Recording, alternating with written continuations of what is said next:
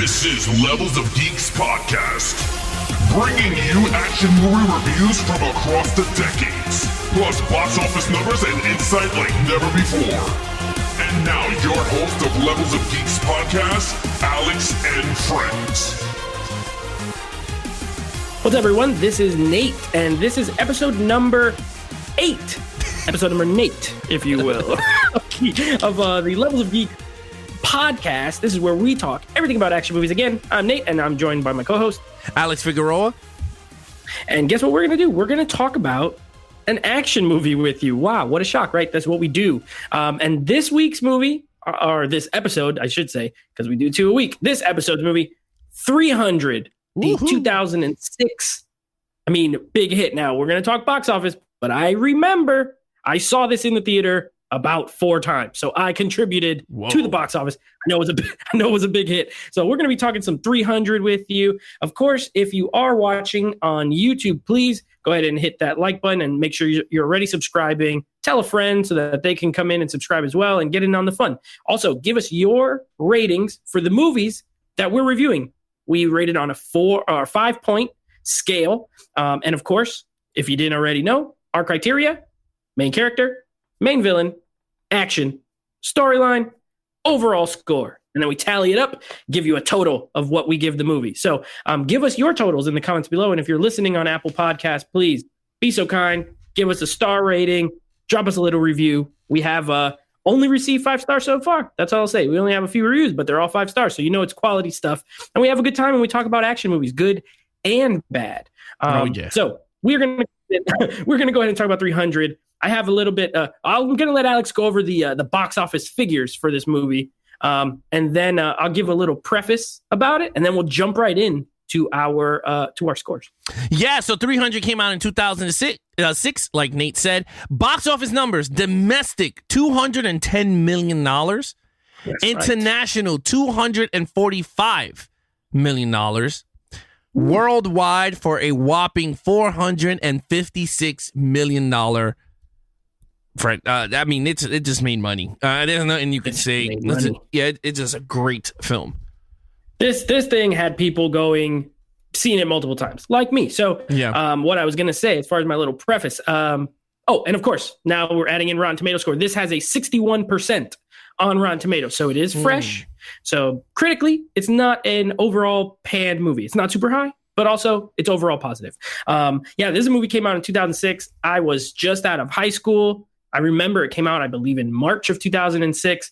I saw it at the theater 3 or 4 times. That's how much I was like into this. Now, I was 19. So this was a fun rewatch because I'm now a full grown man.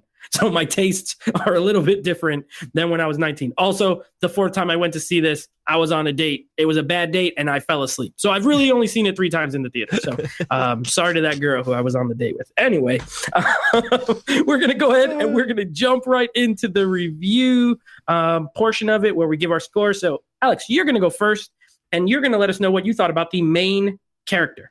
Yeah, so the lead character was Gerard Butler as King Leonidas, right? Yes, that was the character. Right. Yeah, King Leonidas. I thought he was amazing. I love Gerard Butler. I love him in action movies. Everyone laughs because I throw him in every movie that I want. Every time they like, who can they cast? I go, Gerard Butler. He was amazing. He was a great leader. He fit the role very well. I don't know if that was his real body with all those abs popping. I don't know if that was CGI. But if it was, God bless him. If it wasn't, they did great work with CGI. But yeah, I thought it was very good. He was very he was a leader. He believed the cause that he had for his peoples in Sparta. And he was teaching his son like the respect and everything before he went off to this great war. So with that said, I gave my man Gerard Butler King Leonidas. There couldn't have been no one else to play this role. No. There was no way. This was him for the taking. I gave him a 5 out of a 5 as King Leonidas. Wow. 5 out of 5. All right. Well, you know what? I agree on all counts. I'm also going to give him a 5 out of 5. Look, this was the movie that put him on the map. Yes. You know what I mean? I mean, he was in some stuff before this, notably The Phantom of the Opera, the Joel Schumacher version. Yeah. And of course, the classic Dracula 2000 as Dracula. A terrible movie, but he was in it. So, yes, he is. I mean, he nails the role. But say what you want about the movie, and we'll get into storyline, and we'll get into, you know, the overall and all that. For the movie that they are making and the story they are telling, he is perfect in the role, no flaws. He got a booming voice, a commanding voice when he yells at the soldiers, when he yells at the enemy, you're like, oh, yes. If you watch this movie loud, if you watch it like with surround sound or anything, awesome, dude. You get pumped up. He does an amazing job in the performance, and he does amazing in the action scenes. You know, he's fit. He was a lot younger then, because 14 years ago. He wasn't the kind of, and he's still good in action movies, but he's a little more bloated and older now. He was not bloated at all in this movie. Absolutely shredded. 5 out of 5. A great character. Quotable dialogue. Always, I think, important when you're talking about like a great character. Quotable dialogue. Kicks that dude down the hole. I mean, listen, 5 out of 5. Absolutely loved him in this movie. Yeah. Yeah, so we got no argument there. No. There's no argument, because honestly, you hit everything. He was that. There was no way you could score that lower than 5. There was no way. No. And even if the movie sucks, he was the best part of the movie. In terms of character-wise, he was just the best part. I wanted to go to war with him. I was going to grab my broom and garbage can. And be like, bang, bang. A broom, not a broom. Yeah, a long broom so I could poke him. Broom in a pan. They'd be like, bang, bang. No, but like the hunchback guy. Yeah, come in with the trash can lid, like that. Oh man, that would be hilarious. But yeah, so let's get to the main villain. So we're gonna go to the main villain now. This is me, so I go first on this one. And you know what? So here's one of the weak points for me in this movie. I'll be honest, Xerxes. This is who we're ranking as the main villain, because there is really 2 villains. You know what I mean? But he is the one that really sets off the premise of the movie. He is the conquering bad guy who's going to all these cities and conquering them. Right now, obviously, he has some inside help from another villain. He's paid off and things. But Xerxes is he's the one that Leonidas is fighting. So he's the main villain. Now, with that being said, I give him a 3. Here's my issue with him. He looks cool. I think that the design of the characters, and it must be said, the design of the entire movie, and we'll get to it more later, but if you've ever seen the graphic novel of 300, they did an incredible job recreating everything, pretty much. So he looks cool. He's tall as hell. He's like 9 feet tall or something like that. He has all the jewelry and everything. I like the design of the character. And like the way they kind of pitched his voice kind of different, which was cool. Yeah. I think it was cool. It was a cool little touch, right? But as a character, he's just a pansy. Like, bro, he doesn't fight for himself, first of all. You got Leonidas leading a small army, and the dude is killing everybody. You got Xerxes on the other side, who just sits in a chair and like does nothing, pretty much. He's just the leader that they all think and they worship him and stuff like that. So he's kind of hollow to me. He's not very threatening. He's not very scary. You know, there's people in his army who are scary, like that big Mongoloid guy with the bald head and the he was awesome. Or like those ninja guys with the masks, like they were cool. There's a bunch of cool henchmen and villains, and the villain army looks cool. Xerxes himself, not that great, but a pretty good performance. I think Rodrigo Santoro is the guy who plays him, and if you ever see him in anything else, he looks nothing like that. So it was kind of cool. But a 3 out of 5. He's not terrible, but he's average. You know what I mean? So I go with a 3. You know, man, this is the first time that I'm going to do this. I gave this villain a 2 out of a 5. That's your lowest villain. Yeah, that's my lowest villain, a 2. And honestly, he was whack. I'm going to be really, he sucked. And I was just like, you're right. Like everybody else is doing his dirty work. King Leonidas had like 300 people, maybe less, because some people were getting killed. So, but he ends up with less. Yeah, and he's fighting everyone tooth and nail, or whatever the damn metaphor is. And this dude is just chilling. And then at the end, he stands up and Leonidas throws his stick at him, and that's it. Like, that's it. That's all he did. Like, he just stood there. Like, are you gonna kneel? And I'm like, oh God. Beside him and General Zod with this kneeling business, I'm just like, Jesus. Honestly, he was. I mean, you just said it. He just garbage. He was a garbage character. I mean, he looked great. He was good. He looked menacing and all that freaking, that Gozer voice or whatever the hell it was. Other than that, I gave him a 2. I'm sorry. Yeah, he's not great. I do like too. The one thing I do like with him is the scene where he's talking with the hunchback, and he's trying to like basically get him to join his side or whatever, like betray. I do like I like some of the dialogue they wrote for him, but he's still not like a great character by any means. No. And neither is the other guy. So Dominic West plays, I forget his name, but he's the one like the traitor. He's a little bit, I'd probably give him around the same score, but he's like a little bit more dastardly, like what he does with the queen and all that. And he's like, he's just slimy. And I hated him more than I hated Xerxes, but still kind of one note. That's the one thing about most of the characters in this movie we'll get to. They're pretty one note. You know what I mean? Yeah. It is what it is. So this is not Gladiator. Okay. It's not Braveheart. So there you go. Anyway. Okay. Moving on to the action scenes. So you're going to go first with action. Oh yeah. Scenes. Well, this movie got tons of action. Zack Snyder, anyone could say whatever they want about him as a director. He knows how to shoot action.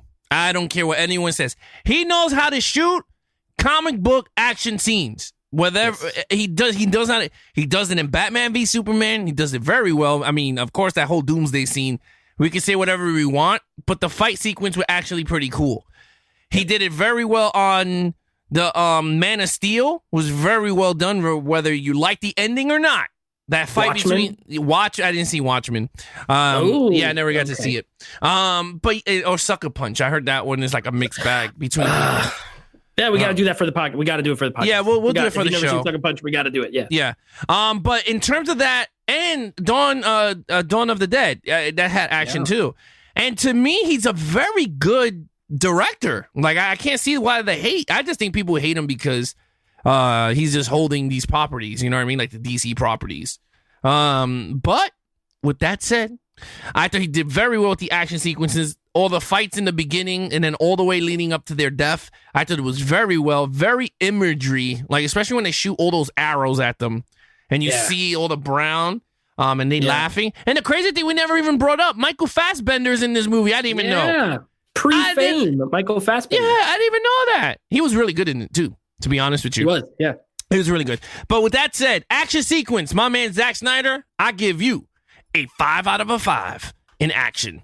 Nate, what you give it? Oh, boy. We are, you know what? Couple categories here. We are on the same exact page. So we're pretty much in the same ballpark once again on every category because I am also giving this a 5. Look, this is wall-to-wall action, essentially. There's some story. I appreciate that they did tell the story. This is like a straight adaptation from the graphic novel. So one thing, I'm going to agree with you. And this is kind of a sidebar, and I'll get to the action again in 1 second, but I agree with you on Zack Snyder. I think he is a terrific stylist, and I think that's why maybe some people are not a fan of his, although he doesn't write all his own movies. He wrote Sucker Punch, and a lot of people hate that movie. I'm not one of them, but a lot of people hate it. But he didn't write all the other ones. And visually, I think he is terrific. I love what he does with not just his action scenes. His adaptations are... Dawn of the Dead was awesome for a updated version of that story. To me, I thought it was great. Yeah, it was amazing. This and Watchmen are so faithful to the source material, slavishly faithful almost. And I think they're two awesome movies, really. So I am a fan of Zack Snyder. I think he makes very good, entertaining movies. And I love the way they look, all of them. I think he is... Michael Bay is a stylist as well. Style over substance. That's what I mean by that. And so is Zack Snyder, but I think Zack Snyder does it better to me. Everything's not exploding all the time. He's a little more versatile. Now, with that being said, the action, yes, absolutely. The fights are awesome. he kind of debuted that speed ramping usage in this movie where they go slow and then they go fast and then they go slow. It's not quite slow motion. It's I think they call it speed ramping, where they speed it up and slow it down all within one fight, and then they do it in one take. So there's two of them. One where Leonidas just absolutely demolishes a whole line of people, okay, which is awesome. And then the second one with I think it's a Fassbender and then the son of the other. Oh, yeah, his, yeah. Yeah. And the two of them are going around. Oh, it's awesome. It's freaking awesome. I love watching it every time. I love all the weird, like, fantastical beasts and that they have to fight. The arrow scene is iconic. I mean, yeah, 5 out of 5. I mean, all the action here is good. All of it's good. And all of it's well shot and all of it looks cool. It looks like there's so many scenes that look like paintings to me. You know what I mean? Yeah, that's a good way to put it. Yeah, especially him that whole long shot of King Leonidas is like picking them up and throwing them, and then he's cutting them like in that, like you said, the slow motion scene. That is a very painting scene. You're absolutely right. Yeah, and the Very two other painting. ones that really stick to mind are one when it's raining and they're all standing there and the rain's just kind of blowing against them like sideways, and he's just standing there in the front. That looks like a painting. And the one where they're pushing them all off the cliff when they back them up off the cliff and they're just like falling slowly. Like, you could take that as a still frame and like frame it, and it would look pretty sick to me. Even the wolf when he's training. Yeah. Remember that wolf that was like with the yellow eyes and he has to stab him or something? Yeah. When he's doing when that he was a slow kid, when he motion. goes on his journey thing. Yeah, that's a very good painting. If you could get that in the painting. Very And well that, shot. by the way, You're right. Zack Snyder's son plays that kid. So, or young Leonidas, I should say. So, little fun fact for you. But yeah, I love the visual style of it. And the one cool thing, and then we'll move on, is this was shot, for all the effects that it has, it's shot on film, which is cool. It has that film grain to it, but almost all digital. So it's kind of a cool contrast to me. I think that's why it looks so cool, because it's not, you think of something like Sin City, which is another cool movie, whatever, but shot digitally. So it looks pristine, it looks very smooth, and it's effects heavy. This is shot in a similar way. It's all green screens, but they shot on film. So it gives it kind of a distinct look. So yeah, I absolutely love the action in this movie. Okay, so both give it a 5. Now, moving on to the storyline. So I think it's a very good storyline, honestly. And, remember, we're grading these within an action movie, right? So these are not, I'm sure there are some, I can't think off the top of my head, but these are Oscar caliber scripts, right? So we're going off of, for an action film, how good is the storyline? And this is a really good one. You got invading force. You got your hometown boys that you're rooting for. They got 1 million soldiers. These guys got 300. It's David versus Goliath. It's the oldest story in the book. You know what I mean? You got some traitors involved to mix things up and make it interesting. You got the queen back home trying to politic and help to get reinforcement. There's a lot going on for kind of a simple story. Yeah. So I'm going to give it a 4. I really like the storyline. I don't think this is one where the action is great, but I think the storyline is still engaging, that when there's not action, you're still interested in what's going on. You know what I mean? So I think it's a good balance. Again, it's full of one-liners, so like it doesn't have amazing dialogue. Quotable, yes. Extremely well written, no. But yeah, 4 out of 5 for me. I'm into this movie. Every time I watch it, I like it every single time. Yeah, I mean, what's funny, before we let everyone know, we don't know each other's scores. When we do this, right. This is we do not know each other's scores, so I don't know what he's gonna rank, and he does not know what I'm ranking in these categories. In terms of storyline, you're absolutely. I'm a big fantasy person. I love like the Lord of the Rings. I love stuff like that because sometimes I play D&D with my friends, so I love that whole element of fantasy if it's done right.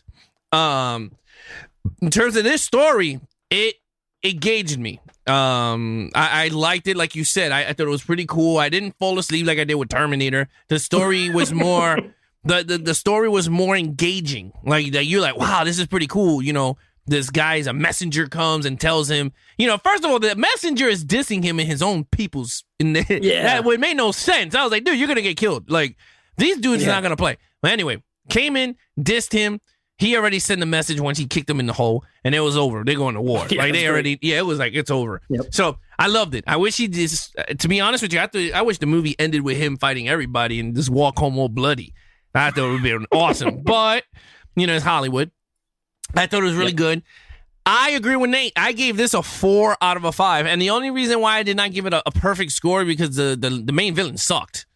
And if the main villain was... It definitely hurt. Yeah, it does. And I feel like if the main villain was included in this, I would have been like, you know what? This is actually a 5 out of 5. But it's a 4 out of a 5. I will be picking this up in 4K because I watched it on Blu-ray, and it's not good on Blu-ray. It does not look good on Blu-ray, especially with the film and that saturated orange. I have it on 4K, and it still has a certain look to it. It's very stylized. That's the thing. So, but it looks better. I mean, the blacks are blacker. It's deeper. The HDR is pretty good on it. So it's not a super bright film at all. You know what I mean? It's pretty dark. It's pretty brown. But it does look better than the Blu-ray, honestly. And it sounds amazing. So, it's thunderous, when this dude kicks people in the chest, you feel it in your chest. But no, I was going to say too with the storyline. Yeah, I agree. And you know what's one cool thing we didn't even mention? The main character dies. I always respect the movie where they don't tie it up with a bow. You know what I mean? Yeah. When this movie ends, there's still more story. Now, I'm not talking about the sequel or anything, but even if they didn't make another movie, it's still kind of a cool climax to the movie. I respect it for that. So I'm glad they didn't change it because that's how it goes in the comic, So, okay, now moving on, your overall score. Is you or me? I think it's you. It's you. No, because you went second on storyline. So you go first. Oh, okay. Overall, I thought this was a great story. I thought it was a perfect story. It could have been perfect if not for that fool. But other than that, I thought it was a great story. I thought it came out at the right time, because it started to push the envelope in comic books, you could want to call it, like with the styles, and you can see what cameras could do, because that spawned into that spawned into Sin City, right? After this? Oh, Sin City came out before this, 2 years. Oh, okay. Yeah. So, I mean, it spawned into other stuff, I guess. Yeah, sure. I'll save that line for when we do Sin City. No, but Sin seriously. City spawned into 300. Yeah, there you go. No, but seriously, I thought the style that Zack Snyder went with, I think it worked very well for this story. Gerard Butler was an amazing lead character. The villain sucked. The action was phenomenal. It was excellent from front to back. The storyline was pretty good. It keeps you engaged throughout. Overall, I give this a 4 out of a 5. I thought it was a great movie. Not the perfect movie. It's a great movie. It's a great cinematic movie if you want to sit back and enjoy great directing and like Nate said, portrait paintings go on screen and moving around. I thought it was great. And the best thing about this, because we didn't even bring this up either, this was a story being told while you're watching it. So it's like a folklore, because the guy who's telling the story wasn't even there. This is just the guy telling the story, was the guy with the one eye. So with that said, it's kind of like a folklore, if I'm saying it right? Am I saying folklore? It right? Yeah, a folklore of King Leonidas. So, and you see it through the story. So I thought that was perfectly put, like in this movie. So I give this a 4 out of a 5. Nate? Yeah, you're right. David Wenham's character, he's the one who's narrating it. And the movie opens with narration. He's telling the story of Leonidas when he was a kid. And you don't realize it. You think, oh, he's just talking to me, right? He's giving me the backstory and whatever. He's telling me who this guy is. They give you a little backstory. Turns out the whole entire movie, he's trying to pump up this army that's about to go fight, which is the scene you get at the very end. And if you look at it from that perspective... Let me just tell you something about that. I'm sorry to cut you off. No, you're good. He's telling this story to like 5 people, because there's 10,000 people back there. How are they gonna hear that?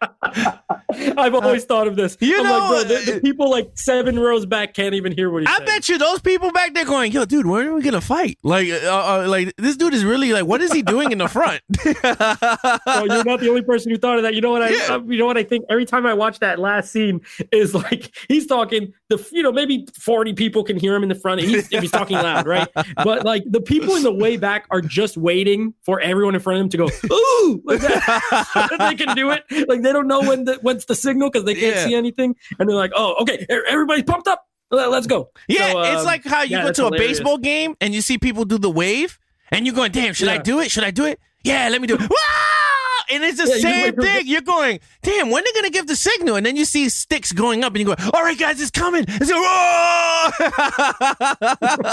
you don't know what he said, but you're going to yell going, yeah.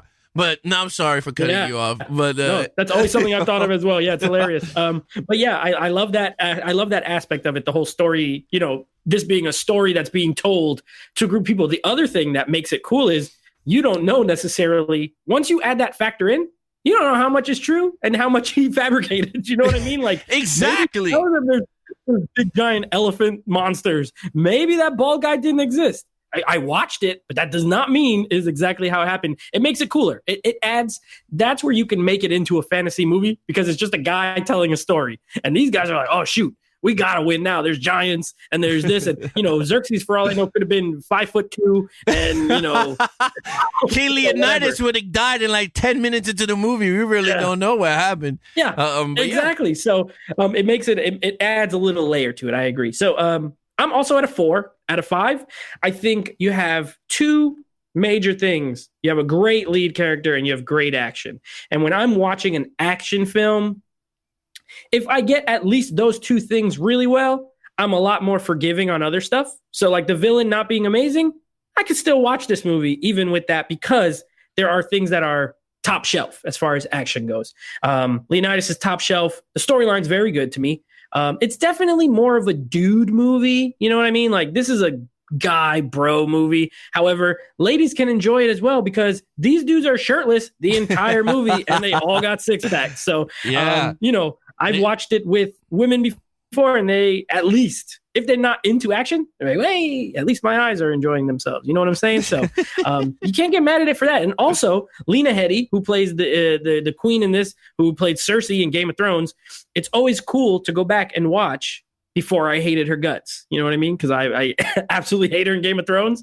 And it was nice to see her play someone that I did not have to hate. So she's very good in this movie as well. But yeah, 4 out of 5. So total scores for me, I add them up here.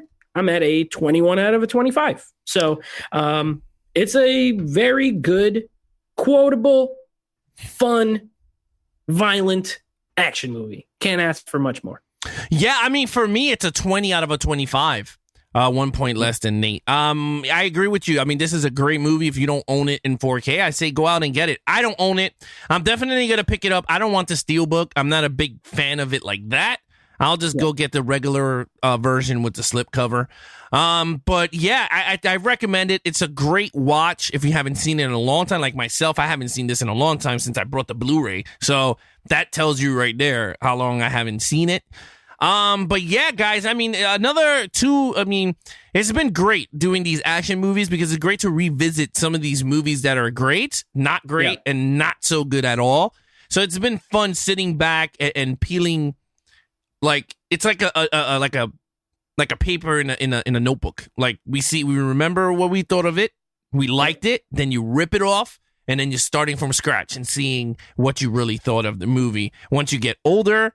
When you first saw it, so you see cool. You see what holds up for you, right? And like I said, I saw this when I was 19 years old, and at 19, my mindset was different, and my movie watching mindset was much different. And so, I loved it at 19. I probably would have given it a 25 out of 25. I'd be like, everything's perfect. Everything's amazing. Now I'm a little older, but the movie still mostly holds up for me. So I do like going back and watching stuff that I either haven't seen in forever.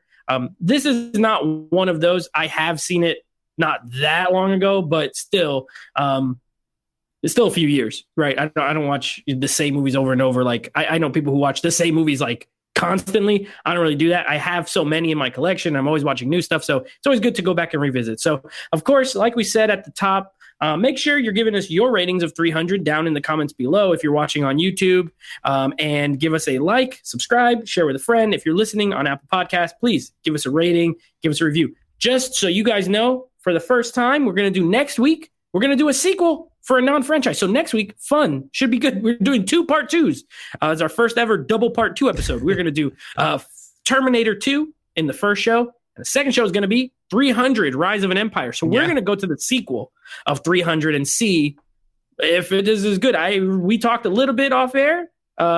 I remember kind of liking it also. So, but I also have not seen it since the theater. Alex, I think, said the same thing. So yeah, I haven't seen it. Well, it's funny. I didn't see this movie in the theater. I purchased it in 3D Blu-ray at the time where 3D was like big and coming out for the first time.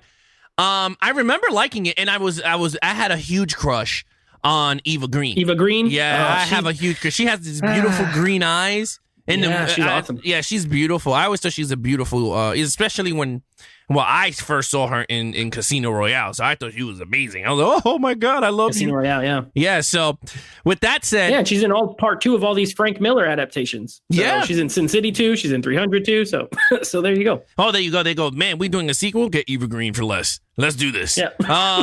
Right.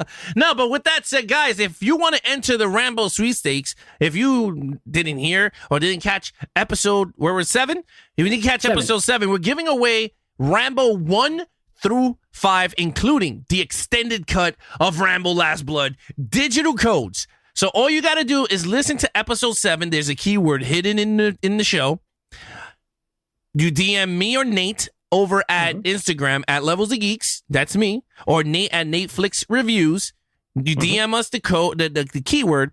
You guys will have one entry. There is 6 movies in Terminator. That's 6 free entries for the Rambo digital code. Now, if you guys are a part of the live show, which me and Nate host on Monday, me and David does on Wednesdays, we have a Levels of Geeks live. We go live 9 p.m. Eastern every Monday and Wednesdays. We give away points on the leaderboard. Those points can be converted to free raffle tickets. So with that said, if you want to join the community and try to win some awesome prizes, we're giving away a big haul of a big box we just included this week. We showed off that we throw in a bunch of 4K into the box.